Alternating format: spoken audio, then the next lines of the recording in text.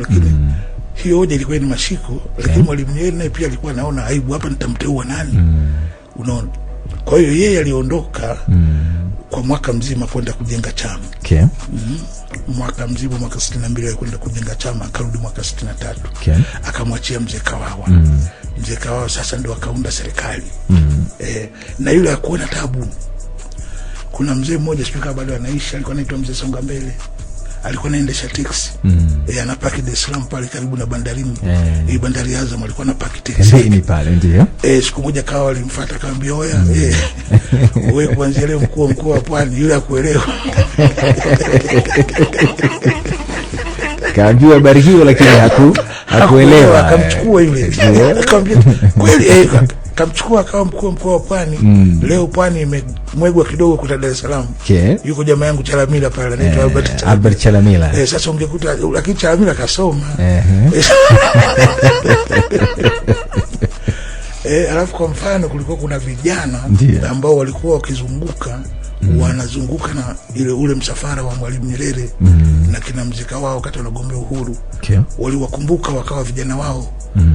Mmoja alikuwa anaitwa ametangulia mbele ya haki, alikuwa anaitwa Kingunge Ngombale Mwiru. Walikuwa wanatafuta DC, wakaambia siku ile kijana alikuwa Lindi kule, alikuwa anatufuata sana, wakamkunguta akawa DC wa Lindi. Hapo vipi hapo? Akatulia hapo ikawa. Kwa hiyo baada ya mwaka mmoja kuisha, niliwahi kusikia Mzee Nyerere akisema, "Mimi nilikuwa naogopa kuteua." Yeye alikuwa na hofu kubwa. Lakini niliporudi nikakuta Kawawa haikumpa tabu.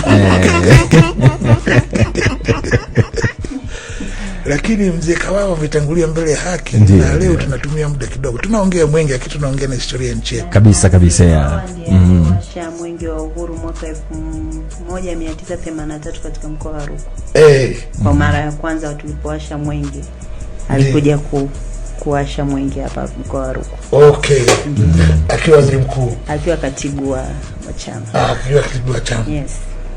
Sasa Mzee Kawawa ni mtu mwaminifu sana. Yaani kwa mfano mimi ningekuwa sio mdogo, nimekuwa kidogo.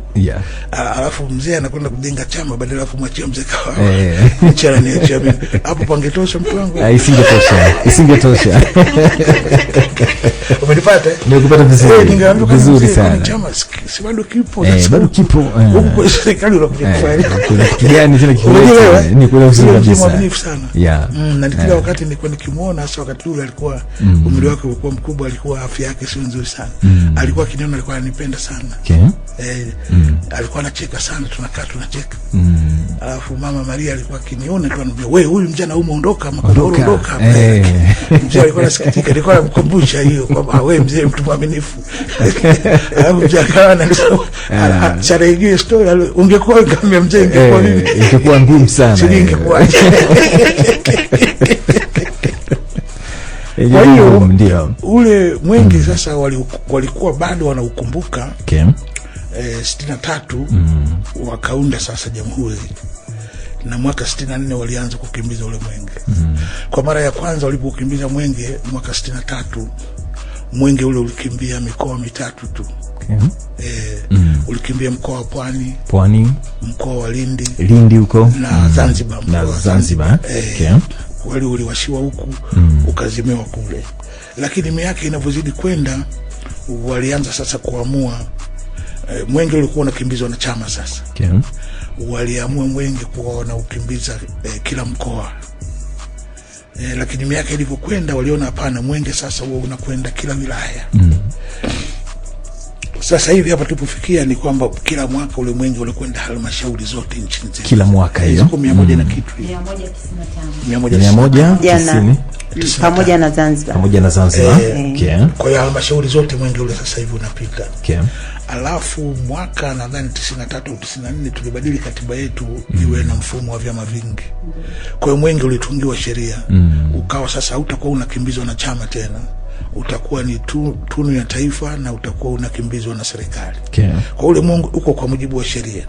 Kwa mfano imetokea kumetokea serikali nyingine isiyokuwa ya Chama cha Mapinduzi. Kwa mujibu wa sheria, huyu ambaye atakuwa rais atakapoteua baraza la mawaziri, itabidi ateue waziri mmoja ambaye atakuwa chini ya ofisi ya waziri mkuu na atakuwa na dhamana ya huu mwenge. na atakuwa kila bajeti anakwenda bungeni kuombea huu mwenge bajeti. Kila mwaka. Kila mwaka kwa mujibu wa sheria. Na atakuwa kila mwaka mwezi wa 4 pale ambapo mwenge unazinduliwa, huyo waziri anatakiwa awepo pamoja na kiongozi wa kitaifa ambaye sio rais wa nchi pale kwenda kuzindua mbio za mwenge. Kwa mfano mwaka huu mbio zimezinduliwa na rais wa Zanzibar, Mheshimiwa Dr. Hussein Mwinyi. Na kwa mujibu wa sheria tarehe